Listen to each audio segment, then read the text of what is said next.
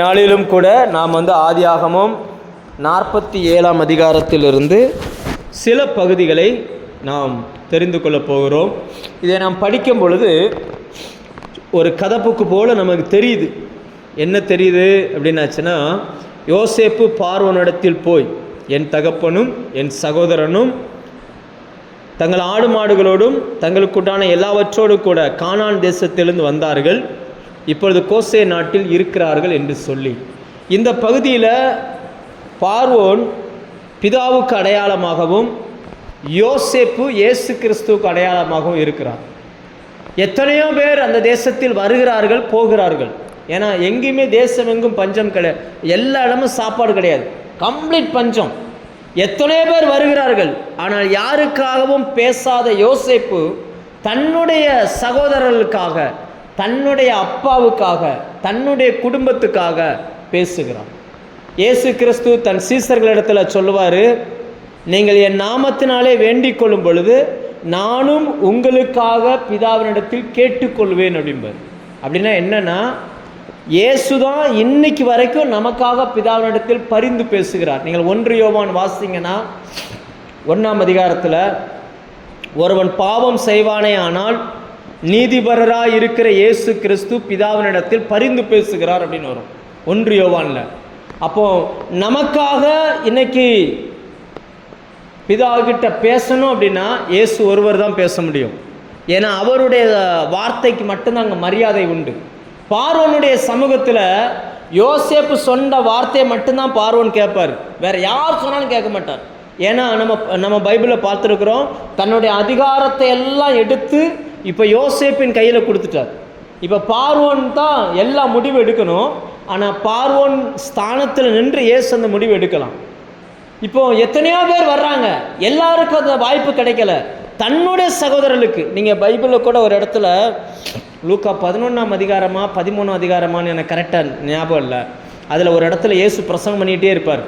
அப்போ ஒருத்தவங்க சொல்லுவாங்க, உங்கள் தாயாரும் உங்கள் சகோதரர்களும் வெளியில் நிற்கிறாங்க அப்படின்னு சொன்ன உடனே இயேசு சொல்லுவார், எனக்கு தாயும் எனக்கு சகோதரரும் யார் அப்படின்னு கேட்பார். யார் என் தாயினா நீங்கள் யாரை சொல்கிறீங்க? என் வார்த்தையை கேட்டு அவைகளின்படி செய்கிறவனே எனக்கு தாயும் சகோதரனுமா இருக்கிறான் அப்படின்னா. அப்படின்னா அதுக்கு அர்த்தம் என்னன்னா, அவருடைய இரத்தம் சம்பந்தமான உறவுகள் யாருன்னா வார்த்தையினால் அவரோடு இணைக்கப்பட்டவர்கள். எப்படி யோசேப்போடு அவங்க அப்பாவும் அவங்களுடைய அண்ணன்களும் இரத்த சம்பந்தமான உறவோ, அதே போல இயேசுவோடு நீங்களும் நானும் இரத்த சம்பந்தமான உறவு. நமக்காக இன்றைக்கும் பிதாவினிடத்தில் அவர் பரிந்து பேசி கொண்டிருக்கிறார். அவங்க பாருங்க, வந்து தேசத்தில் இருக்கிறாங்க, அவங்க இன்னும் அரண்மனைக்கே வரலை. வர்றதுக்கு முன்னாடியே யோசேப்பு என்ன பண்ணிட்டாரு, எங்கள் சகோதரர்கள் வந்திருக்கிறாங்க, எங்கள் அப்பா வந்திருக்கிறாங்க, எங்கள் குடும்பம் வந்திருக்கிறாங்க, அவங்கள இந்த தேசத்தில் இருக்கிறாங்க, அந்த இன்ஃபர்மேஷனை சொல்லுகிறார். இன்றைக்கும் நாம் ஜெபிப்பதற்கு முன்னாடியே நம்மை குறித்து பிதாவினிடத்தில் அவர் பேசுகிறார். எத்தனை பேர் இதை நம்புறீங்க? லேலுயா, நான் சொல்ல புரியுதா? நம்மை குறித்து அவர்கிட்ட என்ன செய்கிறாரா, பேசுகிறார். எபிரேயர் 12:24 சொல்லுகிறது, நம்ம மேலே தெளிக்கப்பட்ட அந்த ரத்தம் உடன்படிக்கிற அந்த ரத்தம் நமக்காக நன்மைகளை பேசுதான். என்ன பேசுதான்? நன்மைகளை பேசுது. அதாவது என் பிள்ளை மோகன், அவனுக்கு நீங்கள் அந்த உதவியை நீங்கள் செய்யணும், அவன் இந்த மாதிரி சிக்கலில் இருக்கிறான் அப்படின்னு சொல்லி நான் ஜெபிச்சாலோ ஜெபிக்காட்டாலோ அந்த ரத்தம் எனக்காக பேசிக்கொண்டே இருக்குது. அதனால தான் பைபிளில் நம்ம பார்க்குறோம், நாம் வேண்டிக் கொள்வதற்கு முன்னமே நமக்கு இன்னது தேவை என்று பிதா அறிந்திருக்கிறார். ஏன்னா நான் ஜெபத்துக்கே இன்னும் வரல. யோசேப்பினுடைய சகோதரர்கள் அவங்க அப்பா இன்னும் வரவே இல்லை. ஆனால் யோசேப் அதை என்ன செய்கிறாரு, பேசுகிறார். யோசிச்சு பாருங்க, எவ்வளவு கோடிக்கணக்கான பேர் அந்த தேசத்தில் உண்டு. ஆனால் யாருக்காகவும் பரிந்து பேசாத இயேசு கிறிஸ்து, அந்த யோசேப்பு தன்னுடைய சகோதரர்களுக்காக, தன்னுடைய தகப்பனுக்காக, தன்னுடைய குடும்பத்துக்காக பரிந்து பேசினது போல இன்றைக்கும் இயேசு கிறிஸ்து நமக்காக அவர் பரிந்து பேசுகிறார். நம்ம ஏன் ஆதியாகமம் படிக்கணும், ஏன் இதெல்லாம் செய்யணும்னா, யோசேப்பு எப்படி வாழ்ந்தான்றதை படிக்கிறதுல பிரயோஜனமே இல்லை, அவங்க காலம் முடிஞ்சு போச்சு. நம்ம ஏன் படிக்கணும்னா, யோசேப்பின் மூலமாக தேவன் நமக்கு என்ன சொல்கிறாரு, எப்படியெல்லாம் தேவன் அவர்களோடு இடைப்பட்டிருக்கிறாரு, தேவன் யோசேப்பை எப்படி பயன்படுத்தினாரோ அதே போல் இயேசு கிறிஸ்து இந்த யோசேப்புக்கு அடையாளம். அப்போ இன்னைக்கு இயேசு கிறிஸ்து நமக்காய் அப்படி தான் செயல்படுகிறார் என்கிற அந்த வெளிச்சத்தை நம்ம இந்த பகுதியிலேருந்து கண்டுபிடிக்கணும்.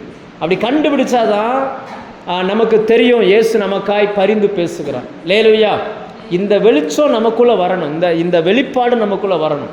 என்ன பாருங்கள், அவங்க வரவே இல்லை. ஆனால் யோசேப்பு முன்னாடியே என்ன பண்ணிட்டாரு, முன்னாடியே பார்வோன்ட்ட சொல்லி சரி பண்ணிட்டார். அவங்க வந்திருக்கிறாங்க, கோசேன் தேசத்தில் தங்கி இருக்கிறாங்க, அந்த நாட்டில் தங்கி இருக்கிறாங்க அப்படின்னு ஒன்று எல்லாரையும் கூட்டிகிட்டு வரலையாம், ஒரு 5 பேரை கூட்டிகிட்டு வந்தாராம். எல்லாரையும் கூப்பிட்டு வரோம். எத்தனை பேரை கூப்பிட்டாரு? 5 நபர்கள். வேதத்தில் 5 என்பது கிருபையை அல்லது கிருபையை அடையாளப்படுத்துகிற வார்த்தை. அவர்கள் வருகிறார்கள். வந்த உடனே அந்த பார்வோன் அவங்கள்ட்ட கேட்குற கேள்வி பாருங்க. அவர் கேட்குறார், உங்கள் தொழில் என்ன? என்ன கேட்குறாரு? உங்கள் தொழில் என்ன அப்படின்றார். எதுக்கு அதை கேட்குறாரு? அவருக்கு தெரியாமல் இல்லை, ஏன்னா இவர் எல்லாமே சொல்லிட்டாரு, எல்லாமே தெரியும். இருந்தாலும் அவர் ஒரு கேள்வியை கேட்குற, உங்கள் தொழில் என்ன? அப்போ அவங்க சொல்கிறாங்க, நாங்கள் மேய்ப்பர்கள். அவங்க என்ன சொல்கிறாங்க? மேய்ப்பர்கள். அதே 47ஆம் அதிகாரம்னு எழுதியிருக்குல்ல, அதுக்கு முந்தின வசனம் 46 கடைசியில் பின்பகுதியை பாருங்கள். மெய்ப்பர்கள் எல்லாரும் எகிப்தியருடைய ராஜா தான் பார்வோன்.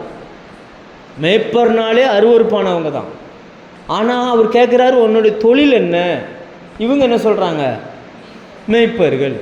மெய்ப்பர்கள்னாலே அவர்களுக்கு ஆகாது, அவங்க அருவருப்பாக பார்ப்பாங்க.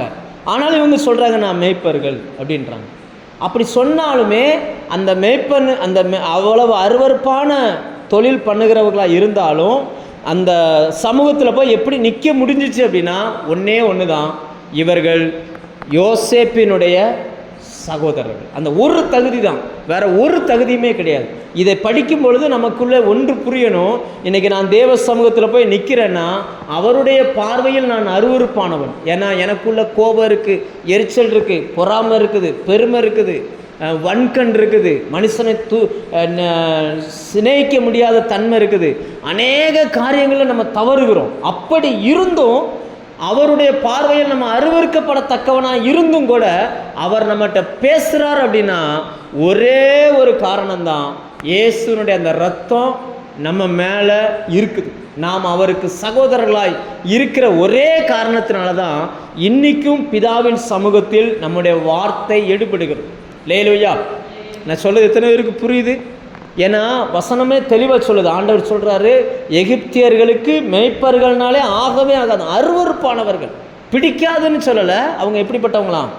அருவருப்புனா என்ன அர்த்தம் அப்படின்னாச்சுன்னா, ஒரு ஆடோ மாடோ செத்து கிடந்துச்சுன்னா அந்த ரோட்டில் நம்ம போவோம் பார்த்தீங்களா, அப்போ அந்த செத்து கிடந்த அந்த சரீரத்தை, அந்த மாட்டை பார்க்கும்போது பார்க்க மாட்டோம், நம்ம அப்படியே மூஞ்ச திருப்பிட்டு போயிடுவோம். ஏன்னா பார்க்கத்தக்க அது இருக்காது. ஏன்னா காகங்களும் பன்றிகளும் கொத்தி கிழிச்சி வெறும் எலும்பும் தோலும் சதையும் அப்படி புழுக்கள் முண்டி அப்படி கிடக்கிறதுனால நம்ம அதை பார்க்க மாட்டோம்.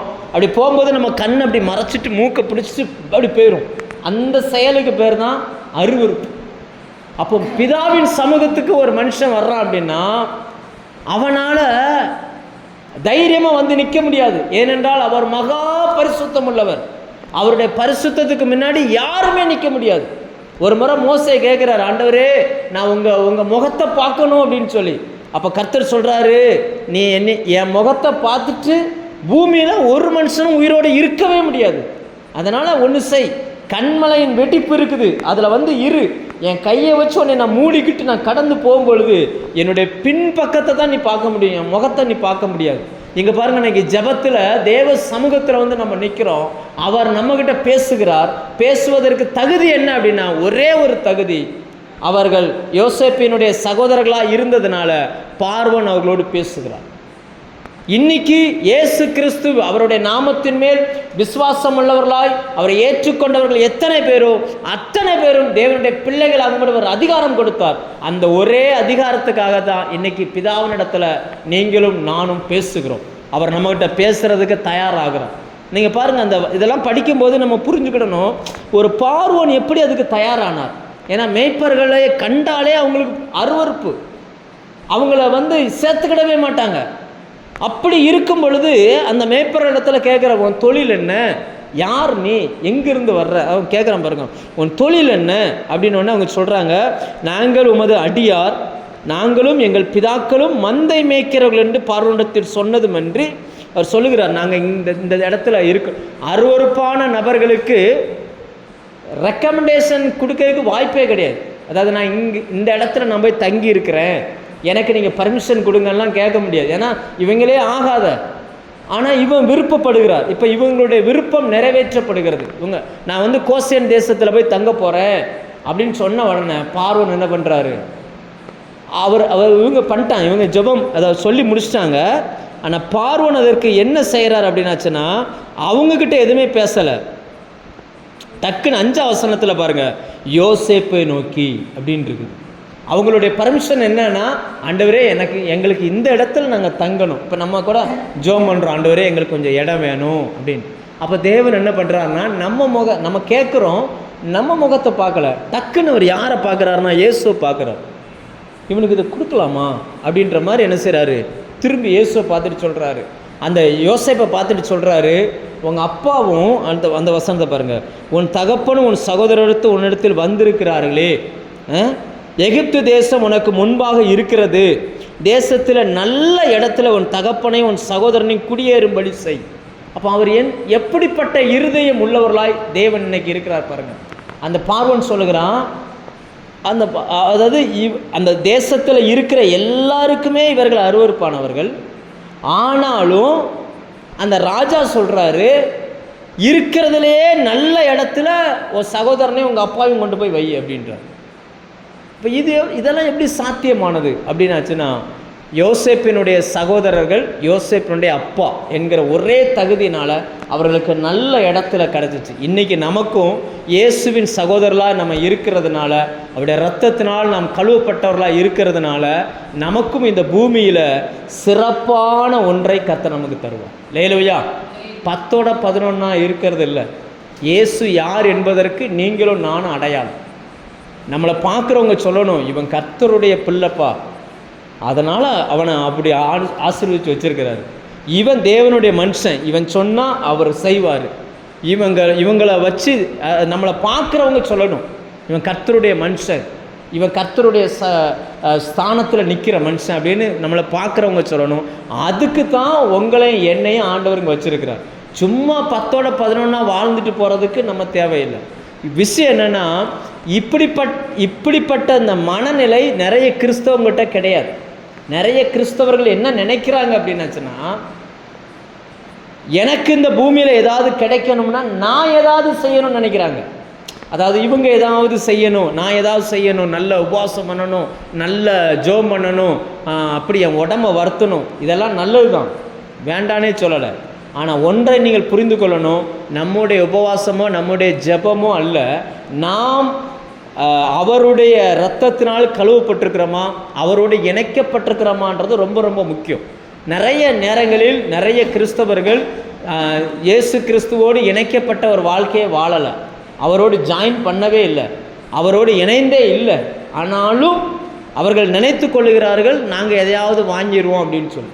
நம்ம பைபிளில் பார்க்குறோம், மத்தேயு 7ஆம் அதிகாரத்தில் ஒரு கூட்ட ஜனத்தை பார்த்துட்டு ஆண்டவர் சொல்வாராம், நீ யாருன்னு எனக்கு தெரியாது அப்படிங்கிறார்.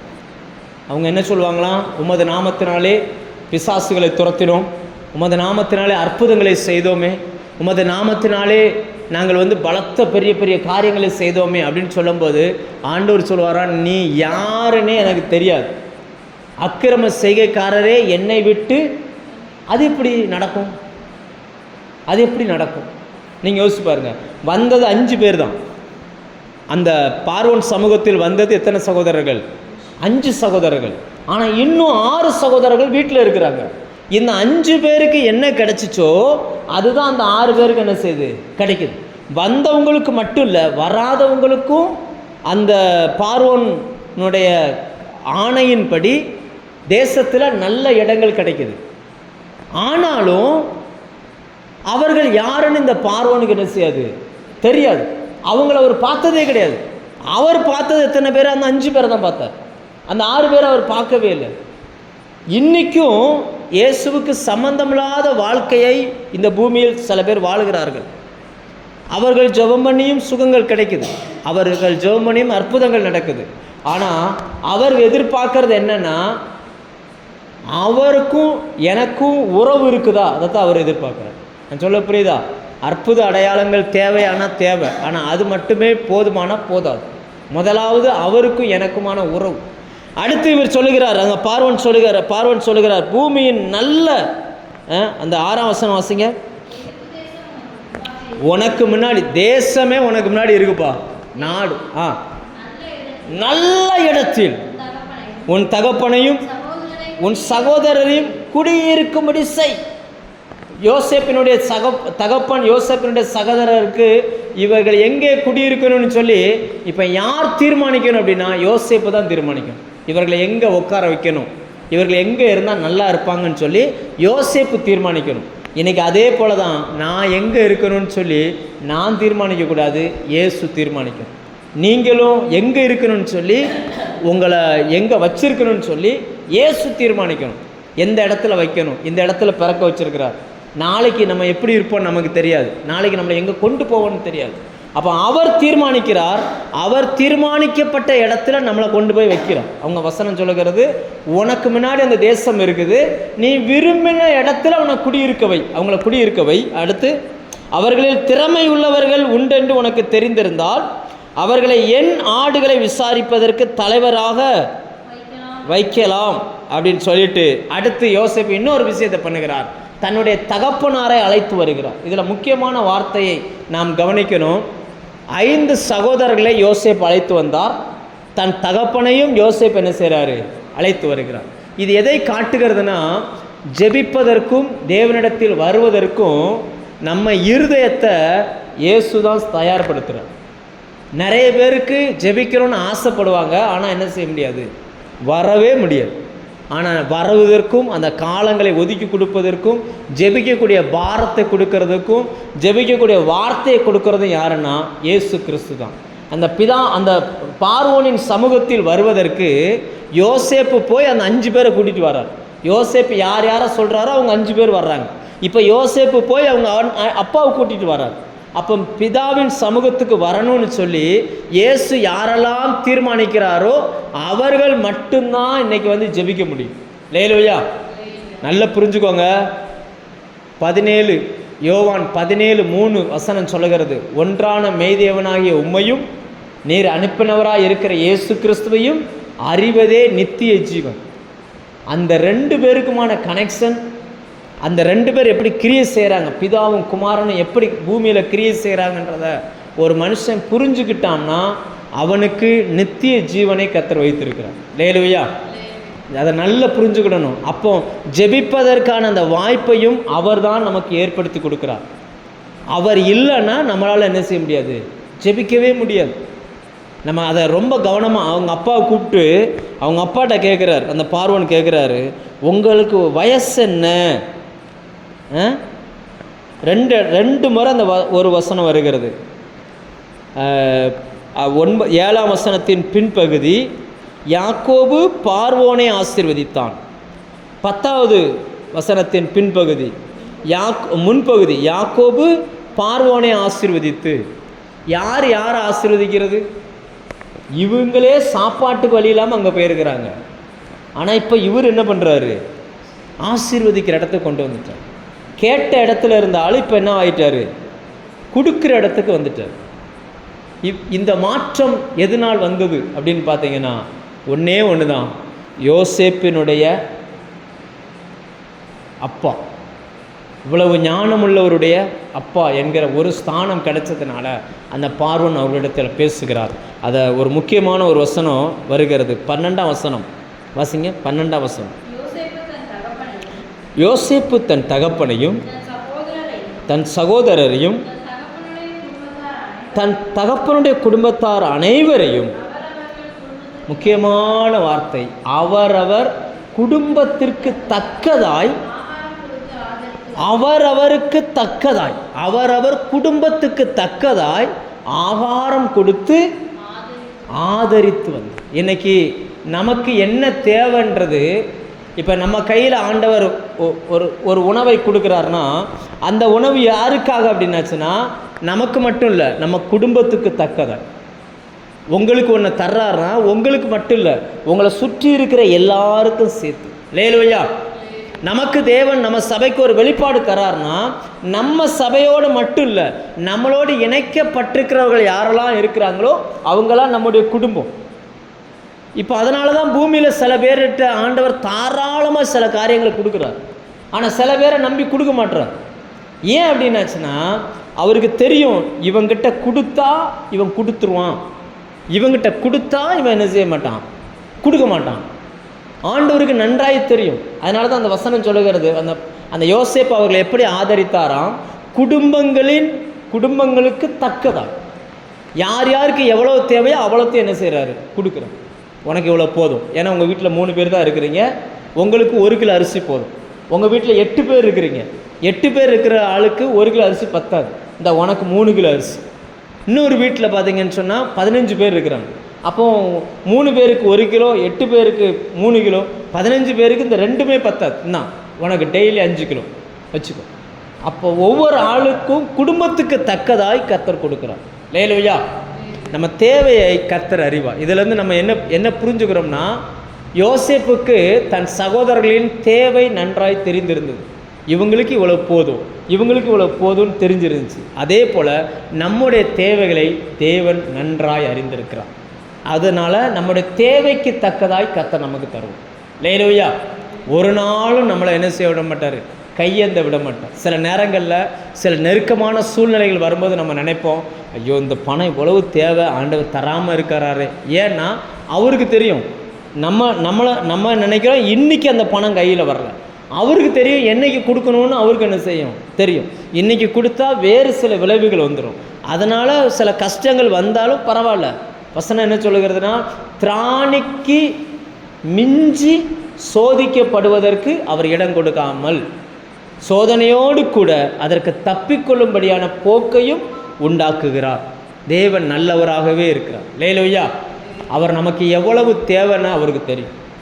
இவனுக்கு ஒரு நாளைக்கு இவனுக்கு எவ்வளோ செலவு இருக்குது, ஒரு நாளைக்கு இவனுக்கு எவ்வளோ சாப்பாடு தேவை, ஒரு நாளைக்கு எவ்வளவு உடல் பலன் தேவை, ஒரு நாளைக்கு ஜெபிப்பதற்கு இவனுக்கு எவ்வளவு தேவை, எல்லாமே அவரே நமக்கு தருகிறார். அல்லேலூயா. அவர் நமக்கு தருகிறார். அதை ஃபஸ்ட்டு நீங்கள் இந்த பார்வை நமக்கு இருக்கணும். எனக்கு என்ன தேவையோ அதை அவர் தர்றார், அவ்வளோதான். ரைட்டா? இப்போ எனக்கு ஒரு நாளைக்கு 100 ரூபா தான் தேவை, ஆனால் என் கையில் 110 ரூபா இருக்குது அப்படின்னா அவரை பொறுத்த வரைக்கும் நான் இந்த பூமியில் பணக்காரன். ஏன்னா எனக்கு 100 ரூபா தான் தேவை, எக்ஸ்ட்ரா 10 ரூபா என்னது இருக்குது. ஆனால் அந்த உலகம் என்ன நினைக்குது அப்படின்னாச்சுன்னா, அந்த 100 ரூபாயும் செலவு பண்ணாமல் சுருக்கி சுருக்கி சுருக்கி சுருக்கி வச்சு பணக்காரர் ஆகணும்னு நினைக்குது. ஆனால் ஆண்டவர் என்ன நினைக்கிறாருன்னா, உனக்கு என்ன தேவை, உனக்கு 3 நேரம் சாப்பாடு, ஒரு ட்ரெஸ்ஸு, நல்ல மனநிலை, நல்ல தங்க வீடு போதும்ல. அந்த வசனம் என்ன சொல்லுது அப்படின்னாச்சுன்னா, திரும்ப வாசிங்க 12ஆம் வசனம். யோசேப்பு தன் தகப்பனையும் தன் சகோதரரையும் தன் தகப்பனுடைய குடும்பத்தார் அனைவரையும், அது முக்கியமான வார்த்தை, அவரவர் குடும்பத்துக்கு தக்கதாய் ஆகாரம் கொடுத்து ஆதரித்து வந்தான். அல்லேலூயா. நமக்கு என்ன தேவையோ அதை கர்த்தர் தருவார் இல்லையா? நான் சாப்பிட்ற சாப்பாடு பாட்டி சாப்பிடுவாங்களா? அவங்க சாப்பிட்ற சாப்பாடு என் பாதி வயிற்று கூட பத்தாது. இப்போ நான் சொல்ல புரியுதா? அவங்களுக்கு 2 தோசை போதும், ஆண்டு 2 தோசை கொடுப்பார். எனக்கு ஒரு 7-8 தோசை வேணும், எனக்கு 7-8 தோசை அவர் தருவார். ஏன்னா அவருக்கு தெரியும் இவங்களுக்கு என்ன. அதுதான் வசனம் சொல்கிறது, அவரவர் குடும்பத்துக்கு தக்கதாய் ஆகாரம் கொடுத்து ஆதரித்து வந்தார். இன்றைக்கும் கர்த்தர் நம்மை ஆதரித்து வருகிறார். கர்த்தரை நம்புகிறவனோ செழிப்பான். கர்த்தரை நம்புகிறவனுக்கு ஒரு குறையுமே வர. கர்த்தருக்காக நாம் செய்கிற அன்பின் பிரயாசங்களை தேவன் மறக்கவே மாட்டார். மனுஷன் வேணும்னா மறக்கலாம், கர்த்தர் ஒரு நாள் என்ன செய்ய மாட்டார்.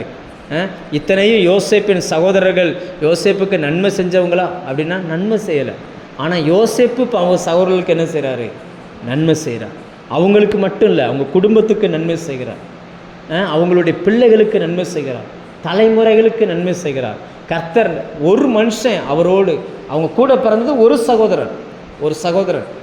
ஆனால் அந்த சகோதரன் நிமித்தம் அந்த சகோதரன் மனைவி, அந்த சகோதரன் நிமித்தம் அந்த சகோதரனின் பிள்ளைகள், அந்த சகோதரன் நிமித்தம் அந்த சகோதரனுடைய வீட்டில் வளருகிற மிருக ஜீவன்கள் எல்லாவற்றுக்கும் தேவையான உணவை யோசேப்பு கொடுத்தது உண்மைனா, யோசேப்பை பார்க்கிலும் நல்லவராக இருக்கிற ஆண்டவராக இயேசு கிறிஸ்து நம்மையும் ஆசீர்வதிப்பார், நம்ம கூட இருக்கிறவர்களையும் ஆசீர்வதிப்பார், நம்முடைய தேவைக்கு தக்கதாய் கத்த தருவார். அல்லேலூயா. இந்த பார்வை நம்மக்கிட்ட இருக்கிற வரைக்கும் பரலோகம் நம்ம கேட்குறது எல்லாம் நமக்கு செய்து கொடுக்கும்.